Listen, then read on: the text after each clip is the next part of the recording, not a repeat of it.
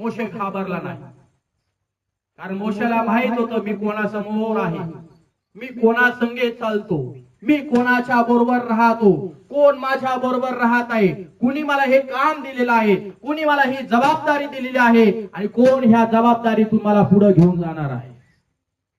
माझ्याद्वारे ह्या लोकांचं तारण आणि माझ्याद्वारे ह्या लोकांचा उद्धार कोण करणार आहे? तर परमेश्वर करणार आहे, प्रभू येशू ख्रिस्त करणार आहे.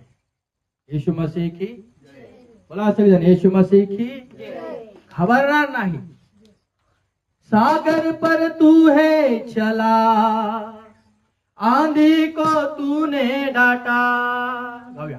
सागर पर तू है चला, आंधी को तूने डांटा, शैतान पर पाया विजय, सर्व शक्तिमान तू.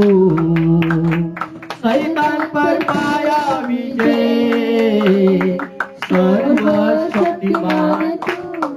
तुम्ही ज्या देवावरती विश्वास ठेवतात तो देव कसा आहे तुम्हाला कळतो का?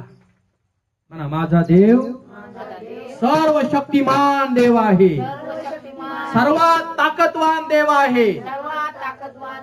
मोशे लटपटला नाही, मोशे घाबरला नाही. माझ्या मते 6 लाख लोकांना तो पुढारी पण करत होता. 6 लाख लोकांना समुद्राच्या पार घेऊन जायचं आहे. 6 लाख लोक घाबरायला लागले, पण मोशेला माहित होतं की मी कोणा पुढे स्थिर आहे, माझी श्रद्धा कोणावरती आहे, माझा भाव कोणावरती आहे आणि कोण बचाव करील यांचा मोशेला हे माहित होतं.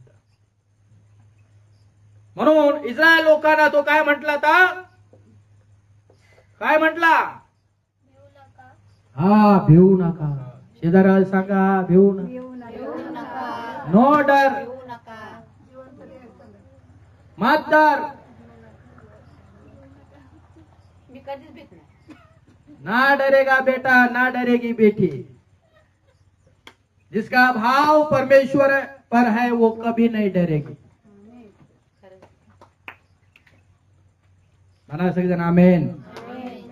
हा, आज तुमचे जे तारण करील ते पहा. कोण करणार होता? तारण करण्यासाठी देवाने मोशेला पुढे ठेवलं होतं. जर मोशे पुढे नसता तारण नव्हतं. इस्रायल लोक गेले होते, पण मोशेला उभा राहावं लागलं.